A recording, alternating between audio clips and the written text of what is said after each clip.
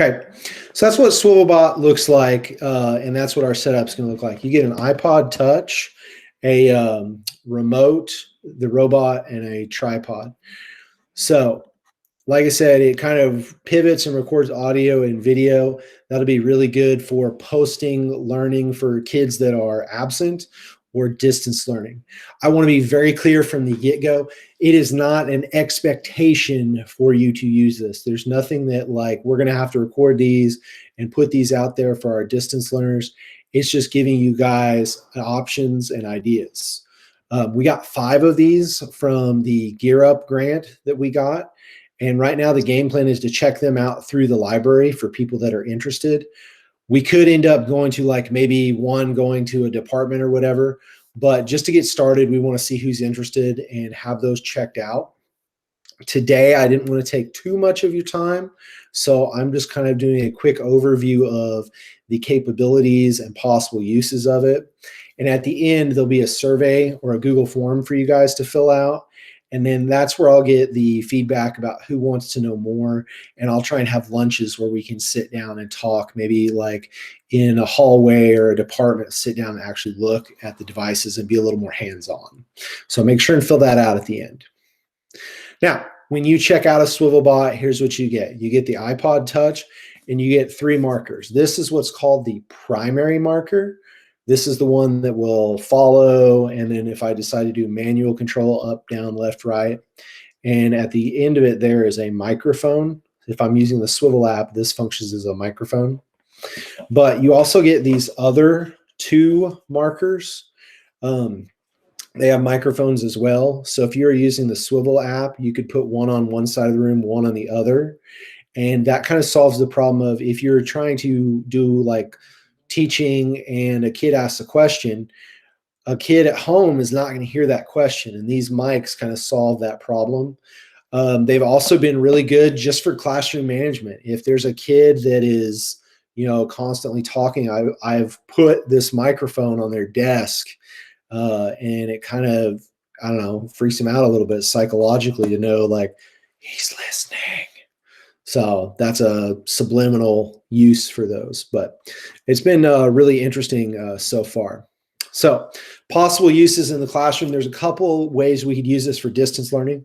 One, I'm going to show you here in a minute, is just to record your teaching for the day and post it for like asynchronous learning. Should a kid, you know, miss class or you have a distance learner, you can post that. And that's the video I'm going to share is a example of me making one of those. The second thing is, live streaming a Google Meet. That would be just like what I showed you earlier, where the Swivl was focusing as being a cameraman, and then the slides and the audio are run off of my laptop. The problem with that is then these are no longer microphones. This one will still function as a tracker, but they're not working as microphones. Now, I talked with Swivl customer service, and they've said once I get a cord, it's supposed to be here Thursday, we'll be able to plug it in, and then that will restore the capability of all 3 of these to be used as audio instead of relying on the laptop. So I will make sure and follow up with you guys on that. In-person learning, Swivl could be really useful for setting up a flipped classroom where you get the information out to the kids early, and then that way they come to class prepared to practice that skill or debate, discuss, work on something that the previous night they previewed the content in like a video that you've made or a reading that you've provided. Personally, I think the most powerful tool would be Microteaching. And what that is it's looking at a little chunk of your teaching, going back and looking at how it works. And it removes the, oh, I forgot about that. Or like if you're talking with a principal, the he said, she said, you know, it's just like the tape doesn't lie. And I'll talk more about that from a personal experience when we get there. But I think Microteaching and recording could be a very powerful tool at Putnam City High School. So this first part is going to be a video of me teaching. It's only 1 minute long. I just wanted to give you just a quick, this is what it looks like. This is my second video ever using a Swivelbot. So it should be hopefully about par for the course for a second time. Observation, what it is. Yeah, what can we learn about the spiral people by looking at that? Okay, that's good. That is a part of their religion. Okay, Kyra, do you have another guess? Well, it looks like they painted themselves in Very good. Okay, you guys hear that? They painted themselves like dance as part of their culture and their religion. Okay, we can look at they dressed themselves up. They had some jewelry. Okay, that we can't really determine. Are these tattoos or were they paintings, something like that? But it's definitely we learn a little bit about their culture and different types of their religion. Okay, this is actually a turtle shell, I believe. Okay, but excellent guess, and turtle shell wasn't an option. So I definitely see where you're going. All right. So our next artifact. Okay, so that's just a quick video of what it allows you to do. So you saw how it followed me. Like I said, that was only my second use. One thing I could have done differently is if I had used these other two mics, you would have been able to hear those other students asking questions a little more clearly. But it allows you to see yourself teaching and kind of look back on what could change, and also gives you some smiles. Like when I asked the student Kyra, got anything else? You know, I sounded like a total goofball, and you know, we all need to see ourselves as a goofball every now and then. Okay. Now, one thing on that previous slide you might have thought is, well, you can't see the slide very well. So if you can't see the slide, what's the point?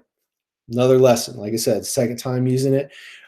Don't put it in the back of the room. You might want to put it closer to the front of the room. And then the other thing is, if you look on this slide, I was able to put the slide that I'm talking about up there. So if I have a distance learner, or maybe a kid that has like a 504 or an IEP that needs to be able to see it a little bit better, this is a good option. Making this side by side is not very difficult. You have to have a pro account, which I'm working on getting with Tonya, but we have to get back in the building.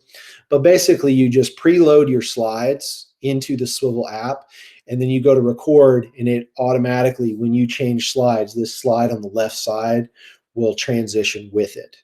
And I will do a video on that once we get our pro account activated. Now, another thing would be live streaming a Google Meet. I already talked about that a little bit. And it would basically work the same way at the beginning where I was doing this physical demo. So that would be a really good use of it for distance learning.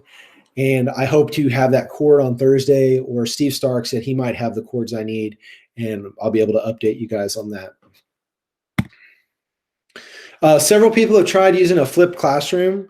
What this is basically, if you're going to talk about something with your A group, you might get the info to them like Thursday, Friday, expect them to get to it. And then that way, Monday, Tuesday, when they walk into the classroom, you can discuss the video that they're supposed to watch. They can be ready to do an experiment if they already know the procedures. You can practice a skill like math, you know, have that and watch that video. That way they come to class ready to go. So those are some ways that the Swivl bot could be used to help flip the classroom. The most powerful use, personally, in my opinion, for this is going to be micro-teaching. And what that is recording a small chunk of your teaching to go back and reflect on, either personally or with a principal or an instructional coach, and just look at it. One of the things that you could look at is look at something like your opening. You know, how engaging is your opening? How does it look teaching? The funniest part, craziest part, most important part, all three for me was looking at myself and being honest with myself. That video, that just 1 minute video, I said, okay, about 8 times earlier. However, in the video before that, I said it about 20 times. So just being able to go back and look at that kind of gave me the awareness that that's something I need to work on. I understand I'm probably saying okay right now, but mentally I'm trying to work to get rid of that. Now, another use that people have used it for is working with like learning intentions. Learning intentions is something we've tried in the past, and I think they can be really good. But some people were saying, well, I don't really see the point. So we made a video, and yeah, they talk about the learning intentions at the beginning of class. But if you just talk about them at the beginning and you don't go back to them, yeah, they're not going to be as powerful. And being able to look at the tape, because the tape doesn't lie, helps us go back and look at things and realize like, well, maybe if I had gone back and mentioned that throughout my lesson, or maybe at the end of class when I tied everything together, we went through those learning intentions and checked off, all right, did we get this? Did we get this? Did we get this? That would be a powerful way of doing that. And that's why I think this would be a really important tool. And it could be something either you could review yourself, you could review with a principal or a instructional coach, or even your PLC. I think this would be a really powerful way to do that. Now, a big thing is confidentiality of the videos. Where do the videos go? Okay, there's a couple different, there's an okay. See, I'm aware, I'm working on it. So there's a couple different things. When you record a video, there's a couple ways this can work. If you're running it through Google Meet, like I am right now, I can set it to record my Google Meet and it'll just go into my Google Drive, like when you record any Google Meet. Now, if you are recording in the Swivl app, then what it'll do is it'll go to Swivl.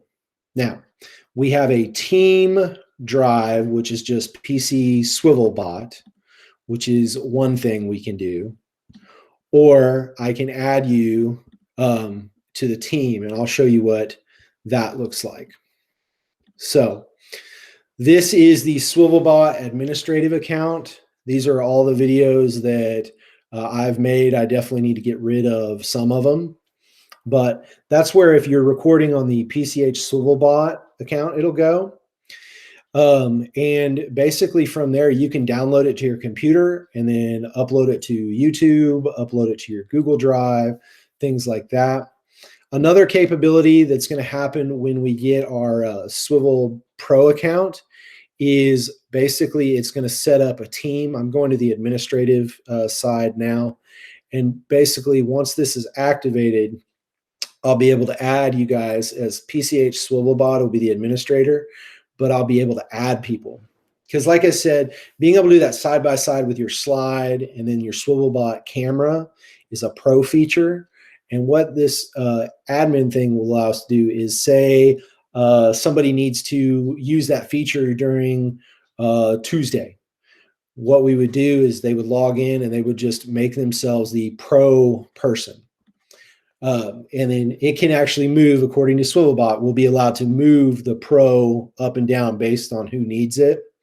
And even if that's not the case, if it turns out being like only the PCH SwivelBot is the pro, you can record on that and then just download it to your computer. Videos are very personal. They're very, it takes a lot of vulnerability to open yourself out there. So I want you to understand, like, I will never use your video in any way you do not want it used. I won't even view it if you don't want it used. Typically what I would do is I would download it to my computer and then get it off of the SwivelBot. I know some people, we've sat down and we've watched their video once and gotten rid of it. And some people have said, hey, can I just record myself? And then they've been like, I'm burning the tape. And that's fine too, okay? But these videos belong to you guys, and we're going to do everything we can to protect your privacy. A couple questions people had in the training. Can they be uploaded to YouTube? Yes. But what you would have to do is record it to Swivl, then download it to your computer, and then upload it to YouTube. So that's one way of doing it. The other thing is, what was it? Oh, recording students. Two things. Number one, they are most likely wearing masks. The other thing is, because we're not specifically using it for like publicity or sending it out, we're fine. You don't have to worry about like a parent getting frustrated or anything like that. I do recommend asking kids if they're okay with it. And if they're not, no big deal. Just move them to the back of the class and we can check their learning with the audio. They don't have to be on tape. But that is Swivelbot. I'm going to attach this video to a Google form. Make sure and fill out the Google form and tell me what you thought and if you're interested in. That helps me keep track of who I need to follow up with. And I really think this could be a powerful tool. And it's just another option, another arrow in your quiver as a teacher to help make Putnam City the best school we can. All right. Thank you. And you guys have a great day.